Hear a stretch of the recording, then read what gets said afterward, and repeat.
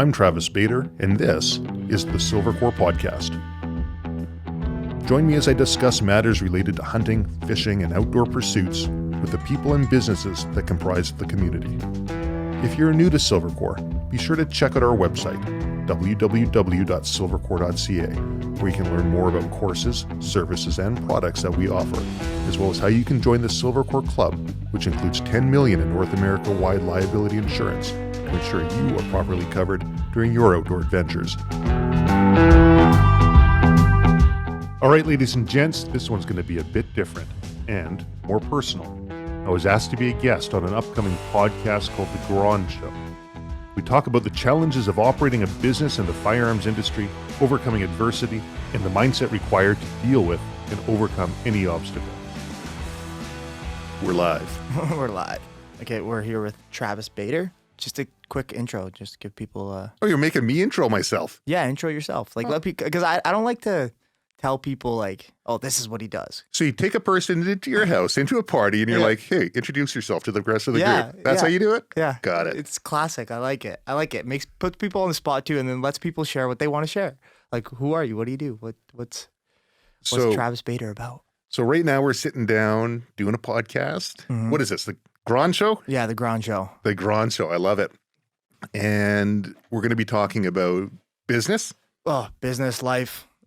Business and life. That's pretty much what we're going into. So we just had a pretty lengthy conversation about sort of life experience that bled into business, and maybe at a later date we'll talk about that. Yes, correct. So I own a couple of different companies. I am not a businessman per se, but I happen to own businesses. One of them, Silvercore Training, and I've done that since, 2003. I incorporated Silvercore as a sole proprietorship. Before that, around 94, I started offering the core services. So I was still in high school when I started doing the training. And we do firearms training predominantly. We do gunsmithing work for law enforcement and private security and government groups. We do use of force, firearms, safety type training. We do work with the general public for general licensing. And it's something that has bled off into other businesses as well. So through the years, got interested more and more in different areas. And the gunsmithing side, we do it all across Canada for armored car groups and for government organizations. And the training side, dealing with instructors and students and organizations. I actually built another company that deals with training management resources. So a general interest, a lot of ADHD, and it sort of built it out from there. That's what I figure out most anybody that ends up working for themselves, especially if they stay in the long haul, post like 3 to 5 years, and they keep doing it, they all have like ADD and just do a bunch of things, and they just like have a bunch of dishes in there, and they're like juggling all these things, and just because they love the busyness, the like hecticness of business, and being like having all these things that to go. It's like it's thriving for them. If they just had one thing where like they would just go in 4 or 5 hours and then go home and that's it, they would hate their lives. I think it's difficult for a lot of people who have a bunch of different interests. Is in order to be successful, you really have to find one area and double down on it. One area that you find interesting, that you can bring value to other people, and in turn bring value to yourself or your business.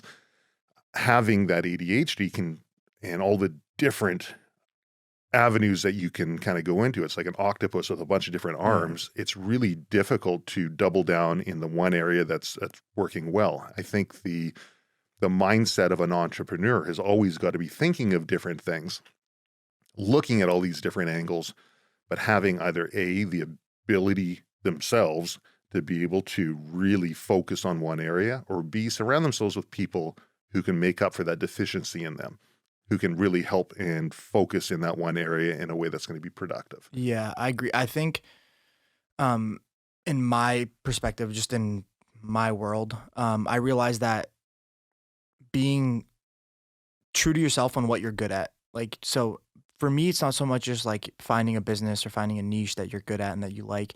I think it's like more generic. It's like I'm a macro picture guy. Like I like the macro analysis of things, seeing the big picture, doing like that's what I'm good at. And then realizing what you're not good at, and then delegating all the stuff that you're not good at. Like I'm not a marketing guy. Like I'm not the guy to be out there on social media, on posting all these stuff and having all these marketing ideas. That's not me. I'm way more the macro and the systems and see how things connect and how they're going to work down the road and the big picture ideas rather than the small picture ideas. So I think it's a lot has to do with figuring what you're good at, like where your niche is, and then getting other people to help you with the other stuff like accounting or math or like whatever it may be that you're not good at, right? That's really easy to say. Yeah. But I think for a lot of people out there, especially if they're just starting their business, it's the micro that's going to win you the day. You have to have that macro end goal and idea of where it's going to go. And really, entrepreneurs are optimists at heart, right? If they weren't, people wouldn't be getting the businesses off the ground. I can't tell you the number of times that I've had people, and I still hear it, you can't do that. There's no business model there that really makes sense to me. Well, that's to them, perhaps. Yeah. I remember when it came time to hire my first employee, and we had a bookkeeper, and the bookkeeper says, you can't afford to do that. And within 1 week of hiring that person, I realized I couldn't afford not to have that person. The amount of revenue that they were bringing in that I just wasn't able to do because I was pulled in so many different directions. But when you're starting, it's all about the micro. Yeah. You're the person answering the emails. You're the person answering the phone. You're the person who's delivering the product, who's delivering the service, creating all of the different areas of revenue streams. And if you don't mind that micro, then you have nothing. And the hard thing is finding people to bring on who either A, can share in that vision to help bring it forward, or B, be of a mindset to be able to manage the people that you bring on. They don't necessarily need to understand or share the vision, but you have to be able to manage them so that they can effectively do what you need to do. And sometimes you go through a lot of people who just won't won't pass muster, right? And hiring is very difficult. That can be discouraging. When do you know? Like I always say, there's a moment in time, I think, when everybody that either works for them, like I don't like that. I don't like the term self-employed, because I always feel like you do work for yourself, but you're always working. You have a customer. You're working for the customer. Like I feel like you're always working for somebody. Everyone's working for somebody. There's no like real self-employed. You know what I mean? So, but when did you realize you're not going to have the traditional job? Like when did you realize like, nah, I can't do that? I was in elementary school. Yeah. What was the moment? Honestly, it was, growing up, difficult upbringing, difficult home life, difficult school life. School was never easy. I think it was in grade 3 when my family's like, you don't seem happy here. Tell you what, we're going to ship you off. Yeah. We're gonna find a place that maybe someone else can take care of you. And at the same time was brought into a child psychologist, and they said, I think he's got ADHD and a few other things. And they figured, tell you what, we're going to put you on the highest dosage of Ritalin in the province. And I was on an experimental run at that time, and because they could only prescribe so much. And so the doctor says, well, just take 8 in the morning and another 6 in the afternoon, because this is the highest strength we can prescribe. So from a very early age, I always realized that I look at things differently. And whether I had ADHD or not is arguable, I would say. Yeah.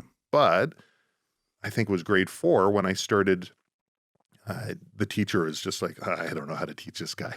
Yeah. You're like, yeah. It says, tell you what, Travis, you're into chemistry. You want to set a chemistry setup in the back of the class, and you can do your chemistry stuff. And tell you what, at lunch recess, you can teach other kids chemistry, right? Yeah. And he went and printed me off this big periodic table of elements, and I had no idea what that was about. And I'm like, what I need this thing for? I like making things blow up or make an invisible ink, or right? Cool stuff. Right. That's what chemistry was to me. And at around that same time, I started looking at ways that I could make money. And I remember I think it was Jacko's Magic in Vancouver. And I thought, well, that's kind of neat. I can learn how to do magic and maybe I can start performing magic acts. You're a magician. There you go. Perform magic at kids' birthday parties. Well, I was a kid. I was in grade 4, right?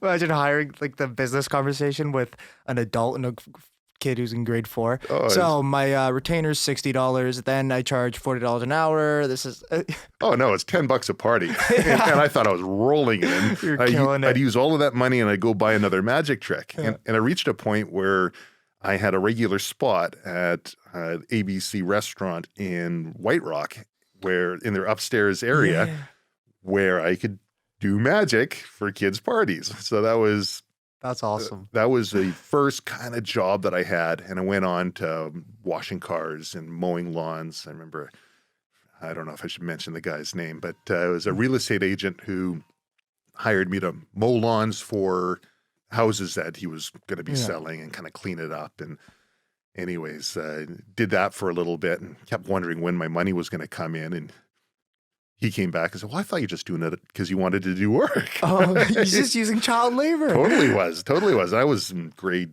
5 or 6 at the time when I was doing that. And what the hell? That's crazy. You're like, where's my paycheck? But every single job that I've had, I think when I was actually old enough to be employed properly, I think it was A&W that I was working for. I think I was 15 years old at the time. And I hated it. They put me at the fry station and I'm like, man, this sucks. But it was a brand new restaurant out in Surrey there.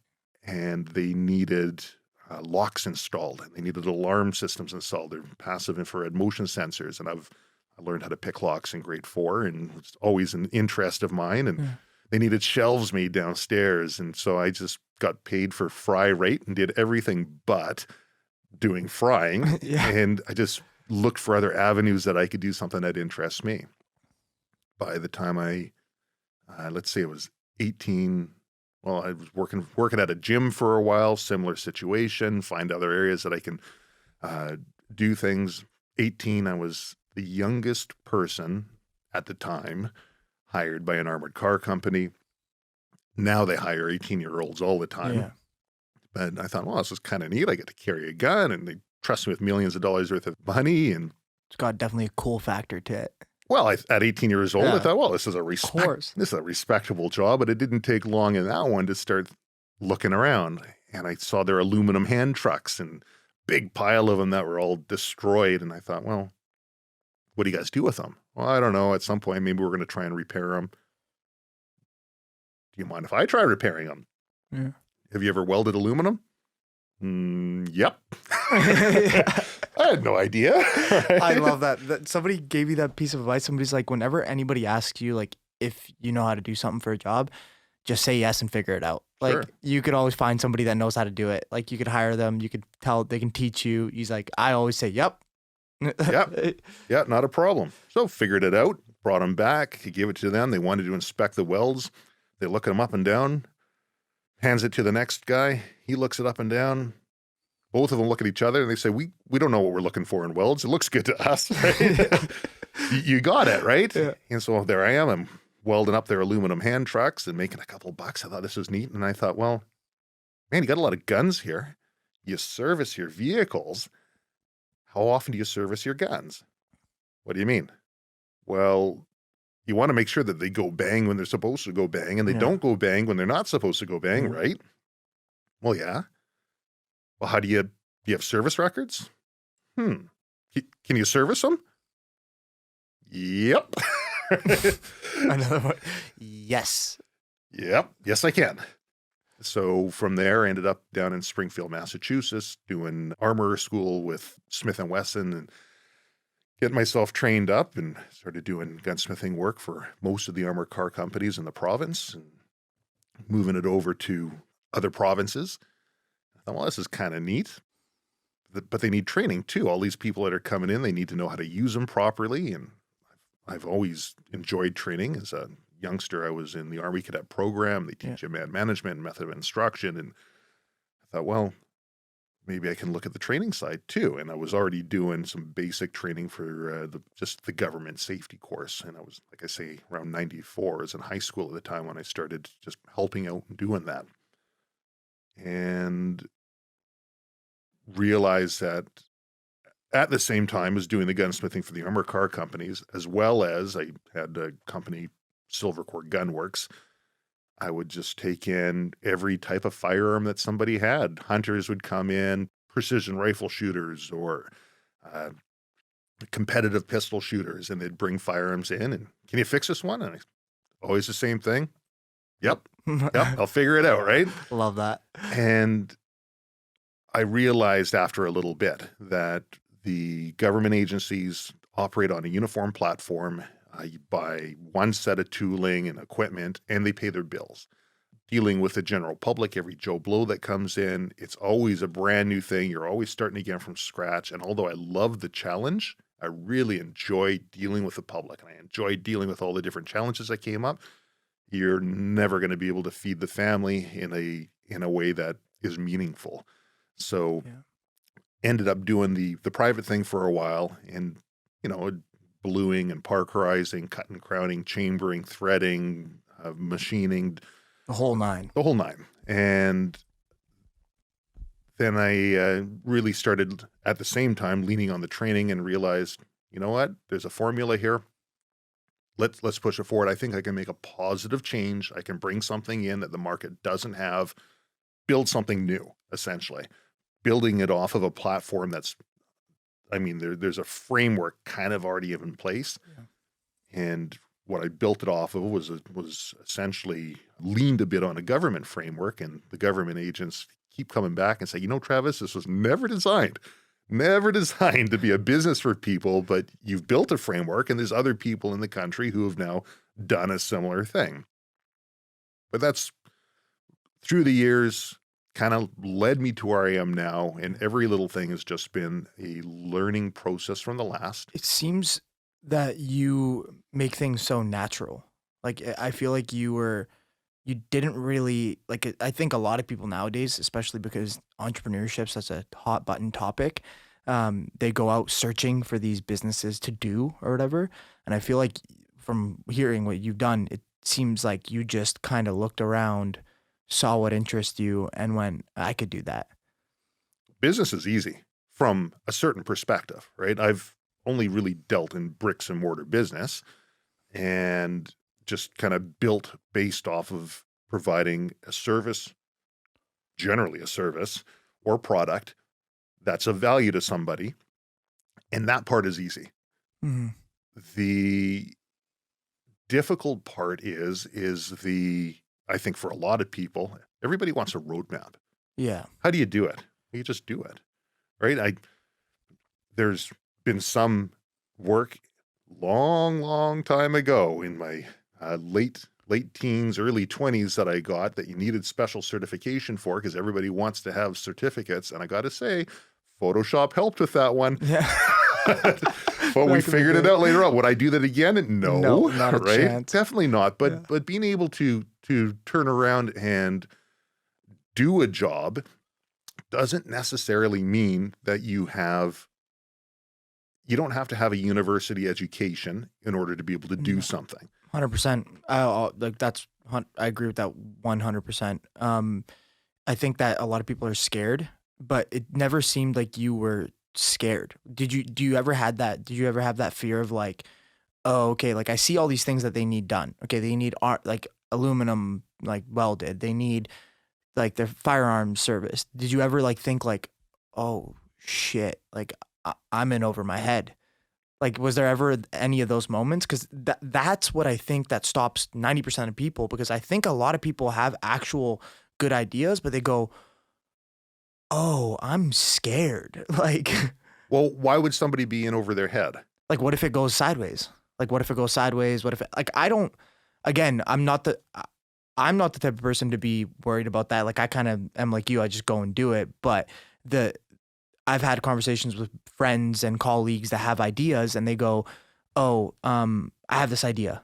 I want to do this, but I got to put like $9,000 into it. And then I got to they always have this fear. Like it seemed like you never had that fear. I feel like you just always had that, let's do this and let's figure it out. Well, everyone's got their strengths and weaknesses. Mm-hmm.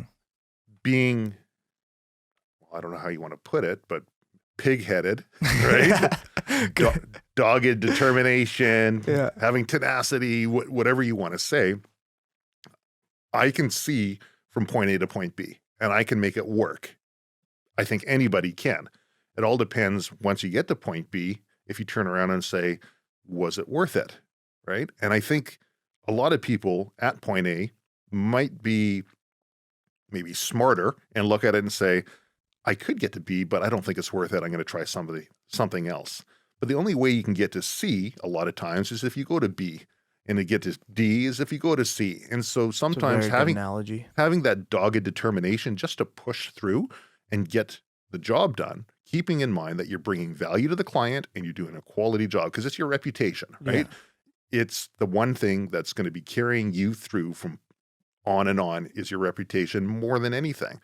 Now, areas where I was never great at, and I'm still not, is in valuing my work, right? So I will surround myself with people who do a better job of valuing my work and my time, because I'm more than happy to do the job. I enjoy the challenge. I can deliver a quality product. And maybe at the end of it, I realize, man, I'm only making pennies on the dollar, or somebody else points out that you're making pennies on the dollar. You're like, oh shit. Right. But sometimes you got to put that time in order to get from B to C or C to D. You do. And like I like that analogy of that going from A to B and B to C, because some people, like you said, might be too smart and they can see, but like you ultimately can't tell if it's going to be worthwhile until you get to B. You can just guess. Most people are smart. Most people can look at it and say, man, that's a lot of work. I can make more money flipping burgers in that time period than what you're doing there. Mm-hmm. What a lot of people can't see is the next few steps down the road. And yeah, you probably could make more money flipping burgers, but once that person gets B, C, D, and they keep going, all of a sudden the other person's still flipping burgers because they never tried. They never pushed. Yeah.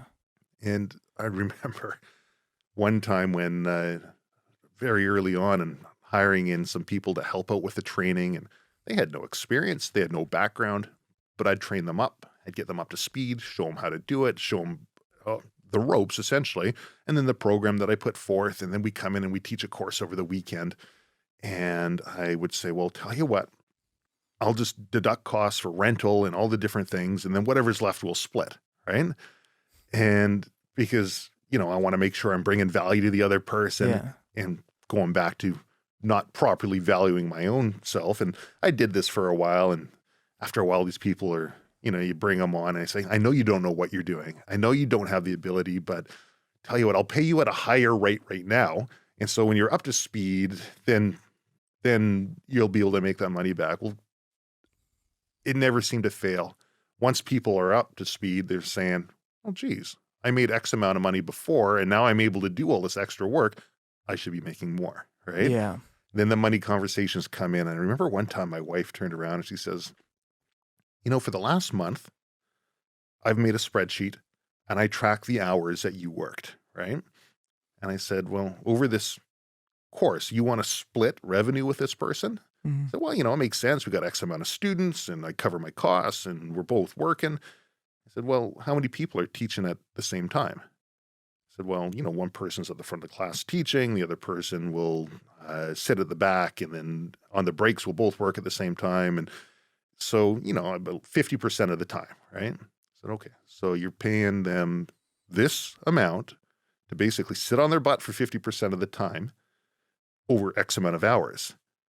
Over the last month, here's how many hours you put in answering emails, answering phone calls, dealing with banks, dealing with merchant providers, dealing with marketing, going to different places, and I put it all out. And I looked at the amount of hours in and the remuneration from that. And I was making pennies. That's huge. Oh, that's huge. Because I think a lot of entrepreneurs and a lot of people that work for themselves battle with that. They don't know what they value their hourly, like their hour at. and they're willing to put in so much more extra time and so much more extra effort. And like you think that on the front side, it looks like it makes sense. Oh, whatever, we just put the rent you like, but because you don't actually count that hour of work when you're like, I know myself, like I'll be working all day and then I'll put in an extra 4 or so hours doing more work, but I don't really, I'm like, it's not really work. I'm like, you know what I mean? Like it's this like a weird addiction that we have with our businesses and keeping them going. And we don't really see it as like the hours that we put in, and we trying to like, how do you work with that? Like, how'd you pass that barrier? How'd you pass that barrier to understand like, okay, this is where was it your wife at that point, or what made you go, okay, my hour should be X amount of dollars. Like I should be making X amount of dollars an hour. I need to value edit that, and I shouldn't be getting taken advantage of or the wool pulled over my eyes. It's not in that sense, bad choice of words, but you know what I mean? It's a difficult thing, because if you want to grow the business, if you want to bring people on to help with that growth, you can't expect them to do it for nothing. You have to make sure their time is properly valued. Otherwise they're gone. You're never going to be able to find good people. There's that saying, you pay peanuts, you got monkeys, right? Yeah. But in the same breath, if you're bringing people on and you've got a new business and you want to share the dream with them and have them, you better have a properly laid out plan so that if they are putting blood, sweat, and tears into it as well, and they're not being properly remunerated, that there's a plan in place for them later on. When it comes down to the valuation of myself, personally, I don't care really one bit for money. And now, don't get me wrong, I enjoy nice things. I enjoy kit. Yeah. I enjoy the proceeds that money brings in. Mm-hmm. But if you make money your motivator, if you chase the dollar, you're always going to be behind it and you're always going to be chasing it. So what I try to do is I concentrate on what it is that gets me excited. And I like creating new things. I like building processes. I like doing things that other people haven't done. And that's building a business in an area that other people thought wasn't possible. I enjoy that. Once I've got to that point, I'm always looking for what's the next thing that I can build or create. And if I make that my motivator, money is a natural byproduct of the hard work and effort that you put into it. Yeah, I think Ray Dalio said, I never worked for money. He's like, I just got really good at a game and they paid me a lot of money to play that game. There you go. And I was like, that makes so much sense. Like, if you think about anybody that makes a lot of money in whatever field that they're in, they just get really good at that game. Like, if you think about it in sports, like they got really good at basketball and somebody paid them a lot of money to play basketball. Jay-Z got really good at music and somebody paid him a lot of money to be good at music. He always says, like, Ray Dalio, hedge fund guy, he's like, I did it because it excited me. Right. Like, that was exciting and I was fun. And then the money just came because I was good at it.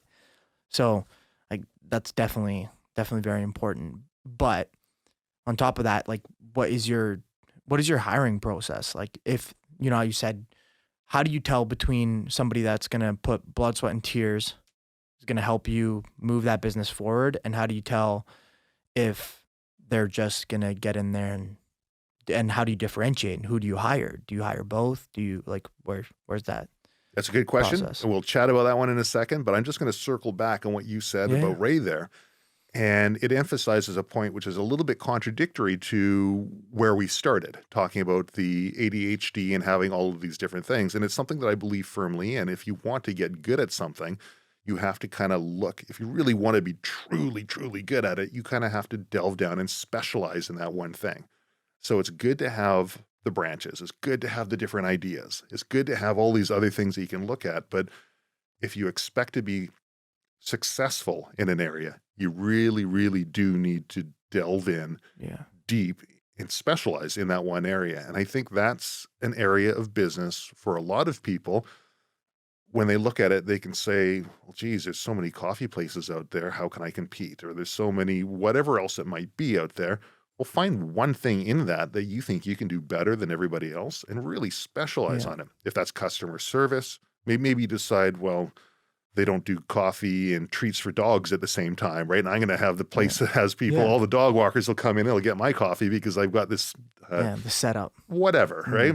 There's always room for people if they're willing to use a little bit of lateral thinking, essentially, and then really double down on what's working. They said, I forgot who said this too, but somebody said nobody pays for general knowledge; they pay for specific knowledge. Sure. So, and I was like, wait, that also makes sense. It makes a lot of sense. It's like that goofy story about the nuclear power plant that's melting down, and they bring all the experts in, and they can't fix it, right? And they finally they're like, oh, the old guy who helped design the place, I think we can get a hold of him. And they call him up, and he comes on in, and all the experts have been coming in with all of their special equipment, checking everything out. And this guy comes in with a tiny little ball peen hammer, crawls into a corner, does a couple taps, and all the alarms start shutting off, and nuclear power plant's starts to cool down. Like, oh my God, you fixed it. That's great. Right? He's like, yeah, not a problem. Oh, well, what do we owe you, right? And he says, oh, well, it's $1 million, right? Yeah. $1 million. He just crawled in under there, and you tapped with a ball peen hammer for 2 seconds. How do you arrive at that bill, right? And he says, well, ball peen hammer costs $10, and the rest is knowing where to hit. Right? Yeah. So, that's so true. that's your specialized knowledge. That's like they say. I saw this on Instagram and stuff everywhere, and it's like when people pay for something, and it's like, oh, why do I have to pay you $1,000? You did it in 20 minutes. You don't pay me for my time. You pay me for my expertise. Like that ability to do it in 20 minutes is why you pay me, because I'm the expert. I know exactly. I know where to hit. The other side to that is a lot of people overvalue their time. Yes. Right? Mm-hmm. And they say, hey, I'm the expert. You got to pay me X amount. And that will fly for a bit, but man, you better be able to produce. So you can look at the game and say, I want to make a lot of money off of a few people, or I can make a little bit of money off of a lot of people. And if you're delivering a quality product or service that's of great value to the person, maybe it's not a bad idea to have a whole bunch of punters out there that you've collected market data from, that you've got their contact information. You can show them your other services, and you've got a much bigger pool to work from. So maybe we don't always have to charge top dollar for everything that we have because we figure that we're worth it. Sure we are, but you kind of have to eat a lot of dirt too sometimes. It's a difficult balance, and it all comes down to personality type, because some people just aren't willing to, they're not willing to do that. They want the proceeds of the hard work, but they're not willing to put in what's actually required. Yeah, there's all sorts of different business models out there, right? There's McDonald's and there's High Steakhouse, right? So depends on how you cut it, right? Or what you want to do. But they all take different levels. Like I think in my business as well, like there comes a lot. Like in my business, you can either go for the quick buck where you sell people and you start selling, and that's what you do. You're just like a salesman. You get on there, you market, and you just sell like crazy. But then 5 years down the road, you're doing the same thing. You don't build a base that continually comes to you and you can continually do business for, and you have trusted clients of like, let's say 50 in my business. You need 50 trusted clients that buy real estate every year or two. You know what I mean? And if you can build that book, now you don't have to go marketing. You don't have to do any. You're literally now just pretty much doing the transaction, right? There's no more going out there selling. But that takes a long time to build, so you won't get the money right away. So people choose between the two, but I think there's like a perfect marriage where you can have that 50-50, where you can have that salesy type so you can feed your family today and also build a sustainable business that you can always count on to be there, kind of. Sure. So, you offer quality product, and those people who are your clients will refer their friends, and they become your salespeople. And that's your biggest source of advertising out there is going to be word of mouth. And that's going to beat your billboards. That's going to beat your print. That's going to beat your Google AdWords and Facebook. And although you can get really targeted with a lot of those things, the positive word of mouth that you're getting is far going to exceed that. Yeah, So, nothing beats that. right. So just make sure you take care of the people. Surround yourself with clients. You're training your clients, right? So you train them how you want to be treated. If all you're attracting is all the losers out there, then you're going to continue. They're going to refer their loser friends, right? Yeah. So you could have a client base of losers. So sometimes it's okay to turn around and say, no, I know there's money at the end of the tunnel here with you, but it's not worth it because I don't want to associate myself with what you're doing. The people, how do you do that? Because people, like, I know in my business too, like I've had a very hard time learning to say no to certain people. Like, how do you do that? Because it's very difficult. You know what? For a lot of people, it is. Some people, it's super easy. Now, I've always been of the type of personality that wants to say yes, wants to give a positive impression, wants to have a quality product, and always saying yes. Experience helps with that, right? After a while, you start seeing the telltale signs of something that's going sideways. A lot of times with that experience, what you find is you can start setting ground rules quickly and at the front end. So, I mean, that age-old book, Getting to Yes, negotiating agreement without giving in, right? Sure, not a problem. You want it for this? I can do that, but you're now not going to get that, right? Or if you want all of that, then it's going to cost more of this. So setting those ground rules very quick and easy from the onset will help train your customer. Here's a process. Here's how we're going to get from point A to point B. Here's how I'm going to help you. Does that make sense? Is that something that lines up with you? Oh, yeah, that's what I want. Great. Are there any changes that you want to make in there? No. Here's a price that it's going to look like for that. Does that make sense? Yes or no? Great. Now we've got the ground rules. Then you can proceed. So if you don't go through that process and you're just like, we'll get there, right? And we don't talk about price. Or you just talk about price, but you don't talk about what all of that entails, then you'll find yourself in a situation, and it's human nature. People like to push, right? And they'll push more and more and more. Yes. So once you've got the ground rules set, you can turn around and say, not a problem. I'm happy to help you with that. You can still say yes. You're not saying no. But in order for me to be able to do that, it's going to take this, right? Or if it's something that's totally offside, you're just going to say, I'm sorry, that wasn't a part of the original ground rules. It's not something I feel comfortable with. You don't even have to give a reason why. Yeah.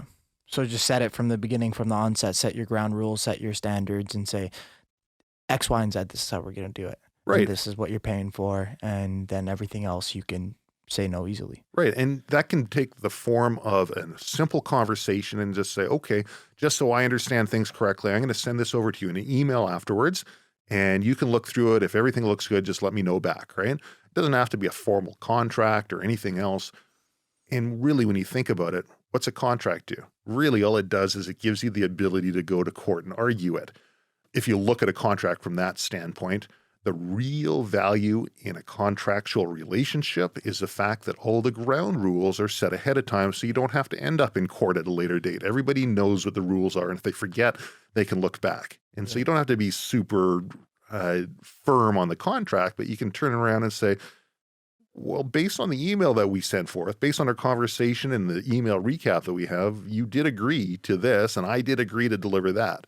And you better make damn sure you deliver at or above of what you say you're going to do if you want those positive the referrals. Age-old email, as per below, when you re-forward the email. Right. How do you deal with the stress of being the fire putter outer, the guy that, like, the buck stops with you? That's in all your businesses, buck stops with you. How do you deal with that stress? What do you do? What are your kind of methods to, one, put it in a frame that makes sense? Because I think a lot of people put stress and blow up their stress to a proportion that is far greater than they should. And two, how do you mitigate it? How does that system look like for you? So stress is a pretty funny thing. And some people can eat stress for breakfast, but stress is cumulative. At some point, you have to find a way to allow that stress to drain. It's like a bucket of water. Yeah. It can accept so much water. If you got a little hole at the bottom, it can drain out, and you can keep pouring water in, and it keeps pouring out. But you get too much water in, you're going to have an issue. It's all going to overflow. You either A, put more holes in that one, or B, you slow down the flow of that water. So you touched on a few different things in there. Mm-hmm. Stress is a huge blanket term, and it comes in a bunch of different forms. And people will talk about healthy lifestyle, right? Choosing what you eat, choosing exercise, getting out and exercising, having an outlet for your emotional, your mental side. These are all very, very important things, but they're not always practicable. I mean, there's not always times when you're going to be able to get out to the gym when you're in the thick of it and you're like, holy crow, we have so much work. I just don't have the time. I just don't have A, B, C, and D. And I think there are a few tips I can give, but before I get into that, the biggest thing that people have to be able to look at, and it's a challenge for everybody, myself included, is the mental mindset or the framework that you deal with these things in. Because I remember reading a study, and they were talking about the survival rate of soldiers, and they did this during World War II, and they're looking at different age groups and these soldiers that were in similar situations, and they figured these young bucks out there were going to be surviving at a much greater rate. And it turned out to be the opposite, where the older guys were doing better. And essentially what the study that they're looking at, and this is an older one, was these older guys had already been through a war before, right? They had some experience and they had a framework in their mind of what they're dealing with. The young guys getting into it, holy crow, this is the worst thing they've ever seen, right? The older guys are looking at it, my second divorce is worse than this, right? Been through it before. Right. Been there, done that. I can see the light at the end of the tunnel. So having the framework in your head as to how important is this problem that I'm looking at currently, like in the grand scheme of things, right? I'm feeling stressed because I don't have money coming in. I'm feeling stressed because there's a deadline and there's a service or product that needs to be out and I don't know if I'm going to be able to fulfill it. I'm feeling stressed because, and you take a look at all of these different things that may be bringing stress in and then grade it. Okay, scale of 1 to 10. How important is this one? Right? Like if I just didn't do this one thing, or if I didn't deliver to the client by today and I got it to him tomorrow, like, would it be that bad if I gave him a phone call and said, it's going to take one more day, right? Having a proper mental framework will absolutely change how you perceive that stress, right? There is not good or bad, but thinking makes it so, right? Shakespeare, right? So how you think about the actual problem is how you're going to interpret it. So that's, I think, and it's tough because when you're in the middle of it, it's hard to see the forest through the trees. Oh yeah, when you're in the middle of it, but when you look back, like I always say, in anything, like in any venture or anything I did, once you look back on it, you go like, I figured it out. Like it was fine, it worked out. Like I've been there, like it worked out. Sure. And then it's like now you look forward and you see things and you go, yeah, it's gonna suck, but I'm gonna make it. Odds are I'm gonna make it. Right. You know what I mean? So I guess that experience of kind of being through it. And if you keep that mindset, now I remember when I was first starting out, and actually a fellow we both know, he comes up and he says, you need a computer. And I can't afford a computer, right? In my early 20s, and I was just making enough money at the time to be able to pay my portion of the rent and my portion of food bill, and I can't afford a computer. And he turns around and says, look, I built you this computer out of spare parts of other computers. You need a computer to get rolling. And holy crow, right? Or you need to incorporate. I can't afford to incorporate, right? I don't know how to do these things. If I turn around now, I could recreate my business in a heartbeat because I know that roadmap. Yeah. It's easy. The hard thing for people is that next step, the unknown. How do I get there? And that's where the stress, I think, comes in. Yeah. You know how to deal with stress that you've encountered in the past. You've got a roadmap. So if you can put yourself in a mindset, perhaps, where you've already surpassed the issue and try and reframe that and say, now, how did I surpass that? and look back, that can be a useful tool. When you were, and that's for business, that's for stress. I Yeah. mean, so many people are limited by what they know. Everyone's limited by what they know, right? I never figured I'd be where I am right now. And when I was growing up, I never in a million years imagined that I would have what I have, right? Yeah. For me to put myself in the next position and say, let's say I want to have 100 times more than this, I could do it. Yeah. Is it worth it? Right? Like, what brings me happiness and value? Yeah. I think with my perspective too, I had a moment where I used to be extremely stressed out about a lot of things, like where I'm going to be, what I'm going to do, like how I'm going to do it, blah, blah, blah, because I have this image in my head where I want to be and where I want to go. Right. Mhm. And I realized, like, I've had people that I know that are doing nothing about their like situation or their lives or anything like that. And they're happy. And they have no worry at all. Right. And I go, why? Like, I shouldn't be the one that's stressed out. If I'm doing X, Y, and Z, my theory now is if I'm every day taking one step forward, just one, I could take 20, 100, 1,000, whatever it may be, in whatever path. Like, I have the end goal. I see the light over there. I don't know how I'm going to get there, but if every day I take one step forward on the path, the path could look zigzaggy, the path could be straight, the path could be backwards and then forwards, whatever it may be. But if I take one step forward every day, I shouldn't worry about anything because eventually I'll get there. Like, I try to now get rid of that stress because I'm making progression. If I'm making progression, then I shouldn't have stress. The only time I should have stress if I'm standing still or if I'm negative progression. But if I'm every day making progression and taking a step forward, I know eventually it might not be there like Jim, who was 21, started a YouTube channel and then became a millionaire. But eventually my time, my path, my chapter, my book is different. But if I'm making a 1% progression, one step every day, I shouldn't be stressed. I should let it just happen, you know? So what did Earl Nightingale say about success? No idea. Success is the progressive realization of a worthy ideal, right? Yeah. It's not, hey, I've made this amount. It's not, hey, I'm at this summit right now, I'm successful. Because I guarantee you, what did Rockefeller say? How much is enough, he was asked. Yeah. Like, how much do you really need to make, right? Yeah. Just $1 more. Yeah. He says $1, always $1 more. It always is. So the progressive realization of a worthy ideal. What is success to you? Because what success is to somebody else, and you chase that, you're always going to be upset. You're always, you're never going to be there because it's not what truly makes you happy. Maybe success to you is being the best mother out there. Maybe success is, I'm working at A&W, but I make the best burger out of anybody else, right? And there's nothing to be looked down upon on that. We all have our different stations. We all have different things we do.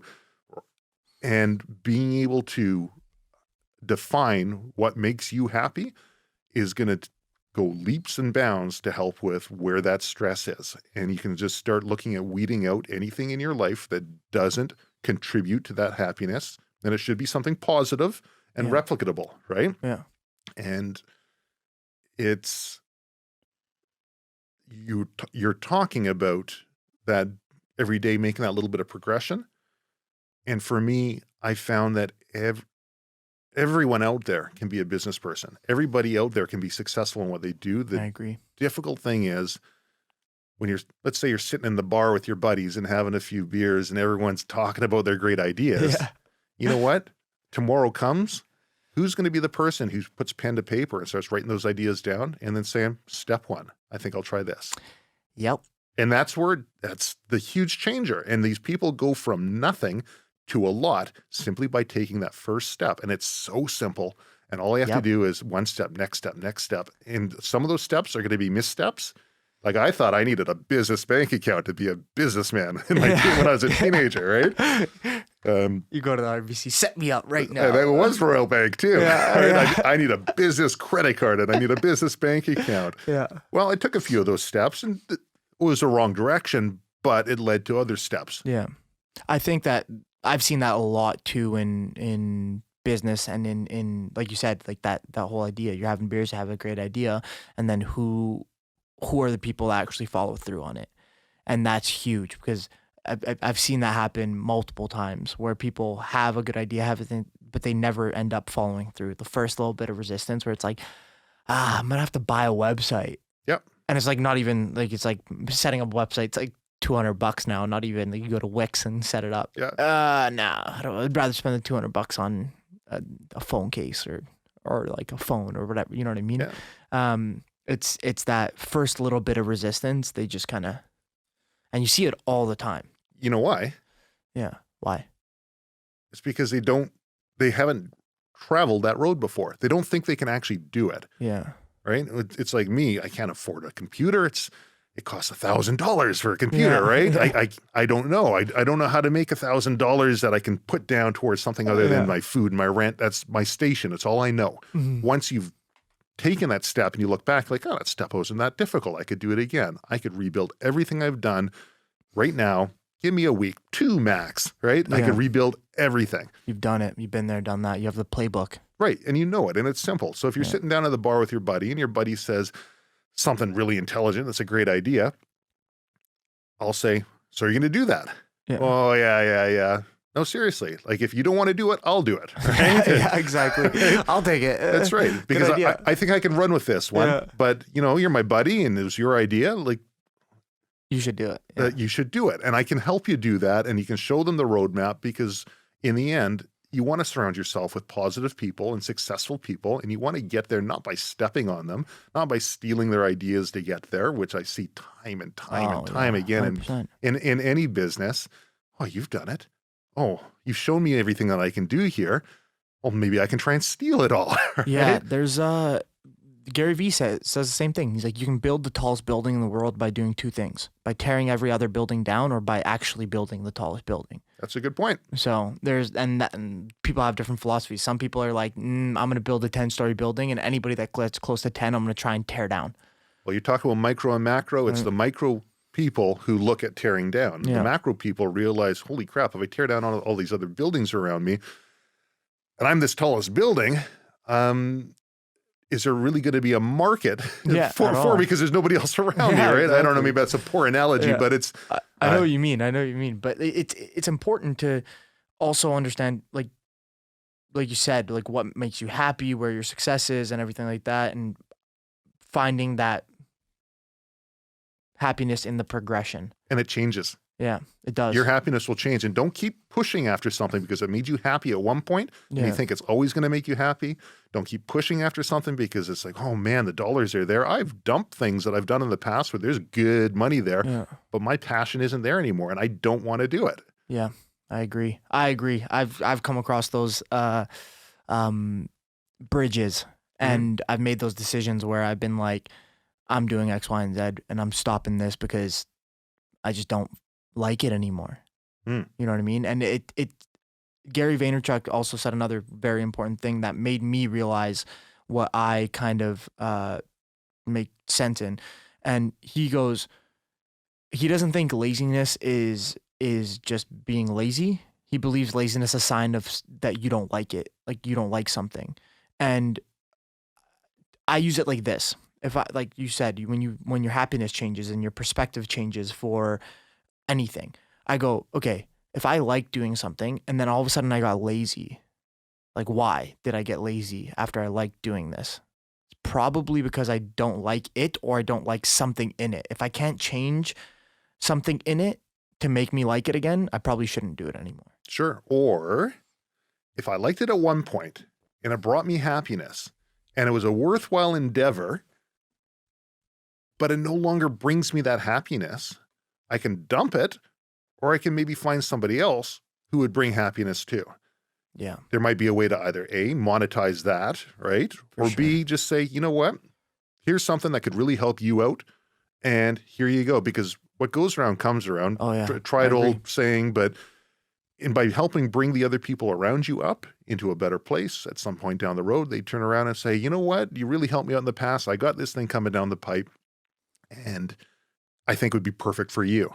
It's just helping people in general, like makes you just feel better. And like in general, like helping somebody start something and having everyone around you doing what they want and that whole happiness, like you could be. You cannot predicate your happiness on that, though. Yes. Yeah, for sure. But you can be the happiest guy around. But I think that like, and most successful guy around. But if you can't share it with anybody or like help Jim start his whatever or like give them the advice to do X, Y, and Z, like I feel like a lot of it has to do with figuring it out yourself and then also handing it down to be like, here. But here's a tough point in all of that too, which people, as they become successful, and I don't want to drag on here too long, the people that you are helping out, are they the type of person who's worthwhile to help out? Or are they the person who's just a leech who's just tagging on because they see, oh man, if I suck up to this person, I can get a few bucks, or, down the road, I'm really going to turn around and try and screw that person over, right? Yeah. And there's plenty of those people out there. There's plenty of good people out there. And it's about the more successful a person becomes, the more they're going to find that they attract both of those personality types. And it's about weeding out the ones who aren't the positive ones. Yeah. And that can be tough. That can be tough for a lot We'll of give you people. the secret formula in episode 2. No, I'm There joking. But yeah, that is the tough, for 3 payments of $29.99. And I love it. but yeah, no, I agree 100%. Figuring out who's worthwhile to put energy into is definitely, it's hard, but we make some right choices and we make bad choices and we get burned and we learn, and so is life.